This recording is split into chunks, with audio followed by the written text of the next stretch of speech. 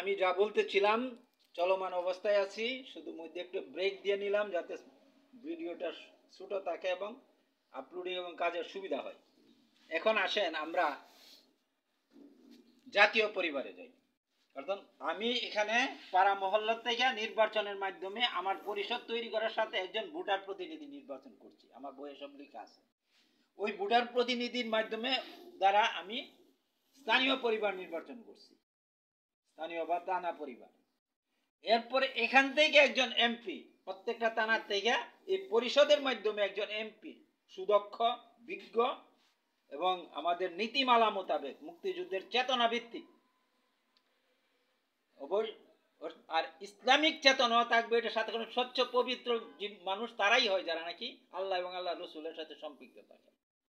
আর এখানে কোনো আরেকটি বিষয় এখানে যুক্ত করা আছে, সেটা হলো যে কোনোভাবেই মুক্তিযুদ্ধের চেতনা বহির্ভূত নেগেটিভ শক্তিকে এখানে নেওয়া যাবে না। অর্থাৎ শুধু শুধু একজনকে অভিযুক্ত করে না, যারা নাকি প্রমাণিত প্রতিষ্ঠিত নেগেটিভ তাদেরকে নেওয়া যাবে না। আর এর বাহিরে আমাদের সে 90%, 95% মানুষই মুক্তিযুদ্ধের চেতনা ধারণ করে, এই জিনিসটা স্মরণ রাখতে হবে বন্ধুগণ। এইভাবে আমি ওখান থেকে এই যে স্থানীয় পরিবার থেকে একজন এমপি বা একজন সাংসদ নির্বাচন করে এই যে এখানে সংসদ সদস্য নিয়ে আসার পরে এখানে আমাদের যতগুলি থানা বা স্থানীয় পরিবার হবে এতগুলি সংসদ সদস্য এখানে চলে আসবে। চলে আসার পরে এখান থেকে নির্বাচনের মাধ্যমে একটি প্রেসিডেন্সিয়াল পরিষদ তৈরি হয়, একজন না 7 জনের একটা পরিষদ হবে। 7 জন, 7 বছর, 1 বছর 1 বছর করে 7 বছর রাষ্ট্র পরিচালনার প্রধান থাকবে, প্রধান প্রেসিডেন্ট থাকবে, তার বাকিরা বডি হিসাবে তার সাথে সহযোগিতা করবে। আর এই বডি এবং এই মন্ত্রী পরিষদ এরা হইল রাষ্ট্রের সমস্ত পলিসি নিয়ন্ত্রণ পরিচালন করবে। আর সাংসদগণ শুধু আইন প্রণয়ন করবে এবং পর্যবেক্ষণ করবে, প্রয়োজনীয় দিক নির্দেশনা দিবে প্রেসিডেন্ট পরিষদকেও, মন্ত্রী পরিষদকেও। ঠিক একইভাবে এই নির্বাচনের মাধ্যমেই কিন্তু এই মন্ত্রী পরিষদ হবে। অর্থাৎ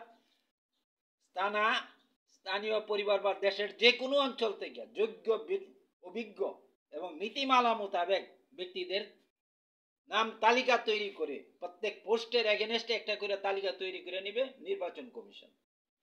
সে তালিকা থেকে লটারির মাধ্যমে কিছু সিলেকশন করা যেতে পারে, আবার লটারি ছাড়া যদি তালিকা 200-100 হয় সেখান থেকে নাম প্রস্তাব করে সেখান থেকে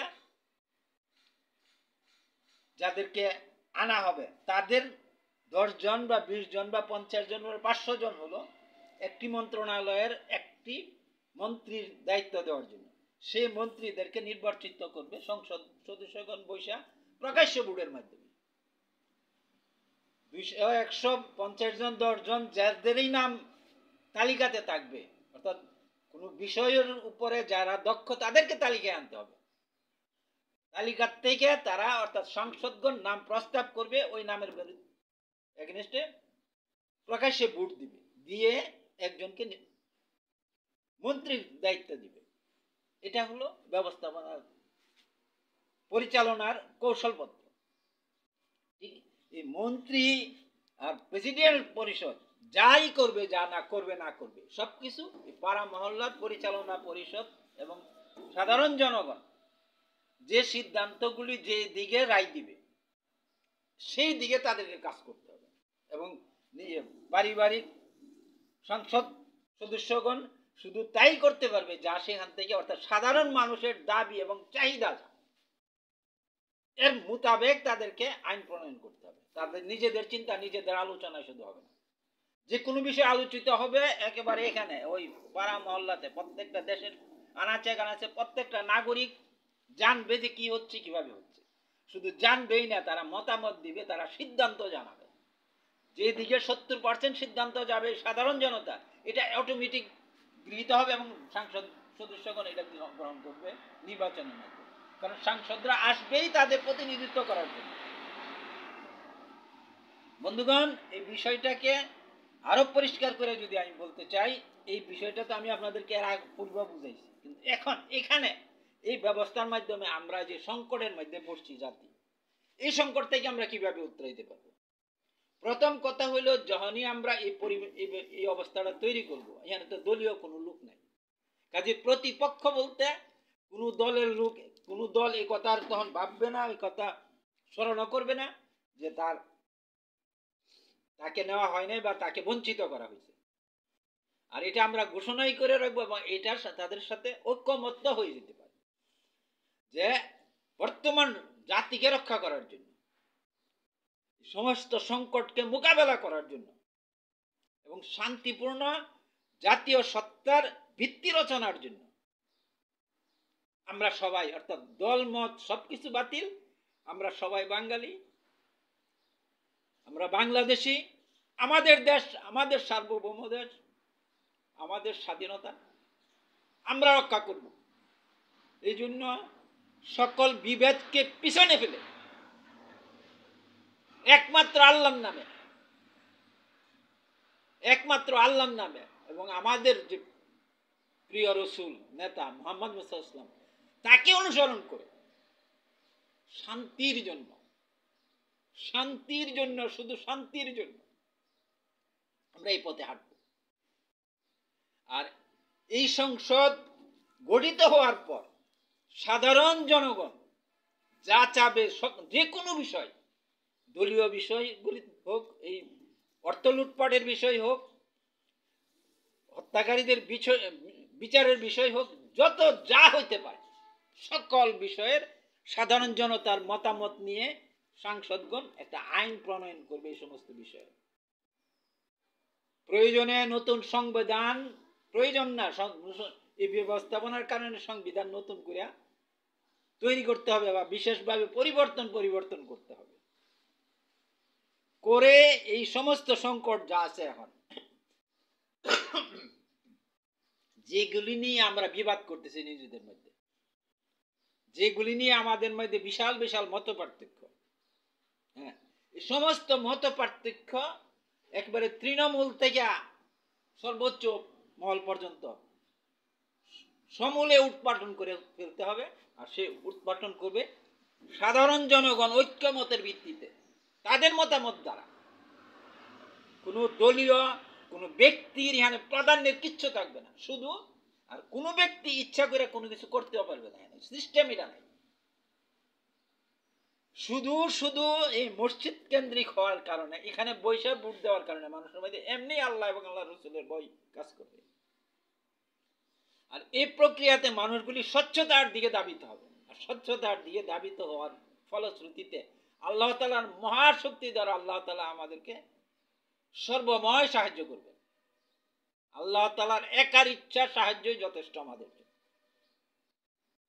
কাজেই এই সাহায্য পেতে হলে ইন্নামা আমালু বিন্নিয়াত, আমাদেরকে স্বচ্ছ পবিত্র চেতনার মধ্যে আসতে হবে। আমাকে বঞ্চিত করা হয়েছে, আমি ক্ষতিগ্রস্ত হয়েছে, আমাকে হত্যা করা হবে, আমার ভয়, আমার জীবন কি হবে, আমি কিভাবে বাঁচবো, এত সমস্ত চিন্তা ভাবনা কোনো কিছু আর সেখানে অবশিষ্ট থাকবে না। আমরা একটা নতুন নির্ভেজাল জাতিতে পরিণত হব, আল্লাহ এবং আল্লাহ রসুলকে সামনে রেখে। আর এই জাতি যখন সম্মুখের দিকে অগ্রসর হইতে থাকবে, তখন সমস্ত পৃথিবীতে আমরা আলো ছড়াইতে থাকবো ইনশাআল্লাহ।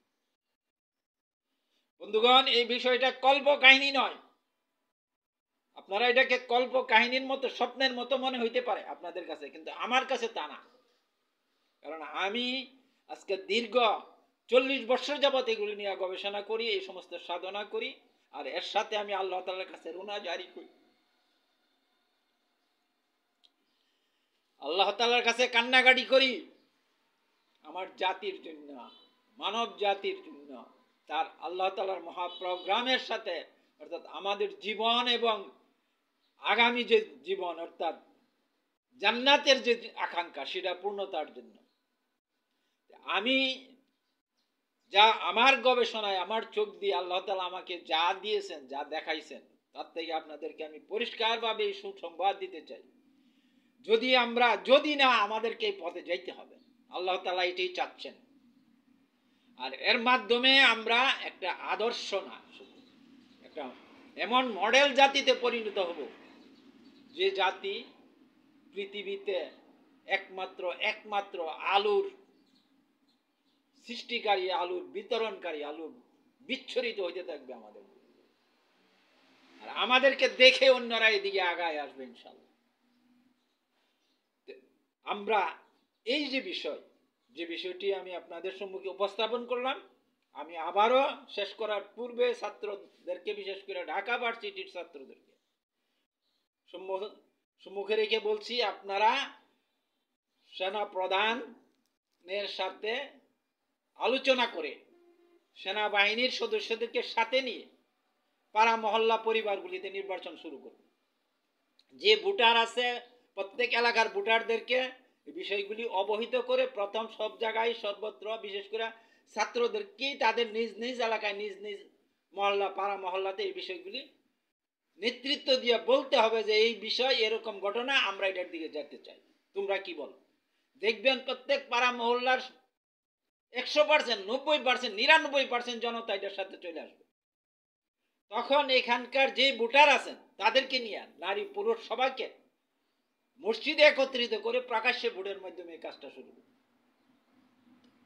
প্রথম নির্বাচন হবে পাড়া মহল্লা পরিবার পরিষদ, এরপর নির্বাচন হবে স্থানীয় পরিবার পরিষদ, আর এরপর নির্বাচন হবে জাতীয় পরিবার পরিষদ।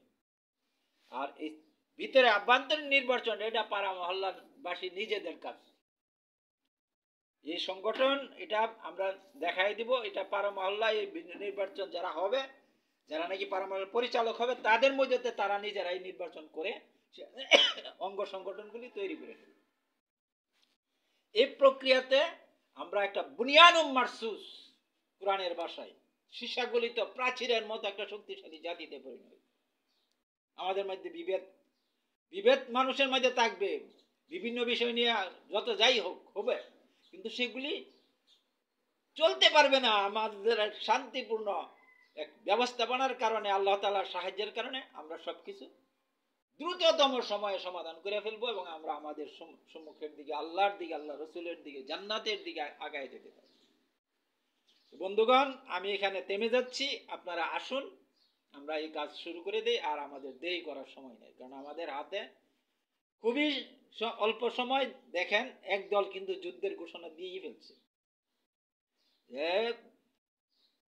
আওয়ামী লীগের ব্যানারে যে কথাগুলি আমি গত রাত্রেই শুনলাম মিডিয়ার থেকে, যে তারা পুনরায় একটা যুদ্ধের জন্য প্রস্তুত হয়ে গেছে।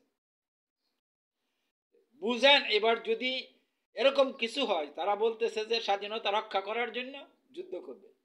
সেন্ট মার্টিন দ্বীপে যাইতে নাকি অনুমোদন লাগবে। আমার দেশ, আমার বাড়ি, আমাকে অনুমোদন নিতে হবে। কার অনুমোদন নিব আমি? এই সমস্ত অন্ধকার যেগুলি রচনা করা হচ্ছে, এগুলি দেশ জাতিকে ধ্বংসের দিকে, অর্থাৎ গৃহযুদ্ধের দিকে নিয়ে যাওয়া হচ্ছে। এগুলির থেকে থামুন, এরা থামবে না, আমাদেরকে থামাইতে হবে। অর্থাৎ একটি নির্বাচনের মাধ্যমে বাস্তব ব্যবস্থা গ্রহণ করতে হবে। এ ব্যাপারে কোনো রকমের কোনো ছাড় দেওয়ার সুযোগ নাই। আল্লাহ হাফেজ।